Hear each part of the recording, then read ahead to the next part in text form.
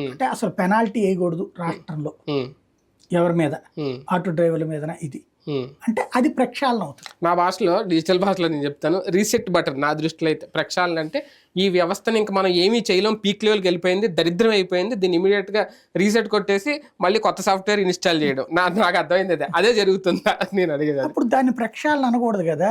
Reset అంటే మనం మొదటి నుంచి పని చేస్తాం. మళ్ళీ ఇప్పుడు ఏ ప్రభుత్వం వచ్చినా అంతే కదా చేసేది. ఇప్పుడు జగన్ వచ్చినప్పుడు అంతకు ముందు ఉన్నటువంటి చంద్రబాబు నాయుడుతో ఉన్నటువంటి అధికారులు పక్కన పెడతారు.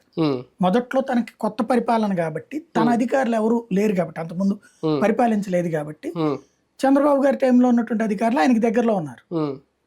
అలాగా వచ్చినటువంటి వాళ్ళతోనే పని చేయించుకున్నారు. ఇప్పుడు ఈయన చేసిన ప్రక్షాళన గురించే మాట్లాడుకుందాం. తిరుమలలో ధర్మారెడ్డి ఎప్పటి నుంచి ఆయన మారుస్తారు అన్నారు, కంటిన్యూ చేసుకుంటూ వచ్చారు. ఓకే, అది జగన్ గారి అనుగ్రహం. ఇంకొకటి, ఆయన వచ్చిన తర్వాత ఆ వ్యవస్థలో చాలా మార్పులు తెచ్చారు. అది మంచో చెడో తర్వాత సంగతి. కానీ ఇప్పుడు అవన్నీ మార్చాలంటే ఈవెన్ ధర్మారెడ్డిని మార్చేయాలి, కొత్త వ్యక్తిని తీసుకురావాలి. మార్చేశారు ఇమీడియట్గా. అదేనా నేను అనేది?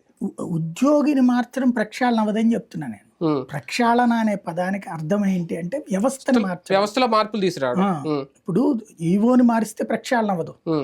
ఇప్పుడు అధికారి మళ్ళీ ఇంకొక ఈవో వస్తారు, అప్పుడు ప్రక్షాళన ఏముంది? అంటే వీళ్ళ అధికారి ఈవో వ్యవస్థనే అప్పుడు ఇంకేముంది, అధికారి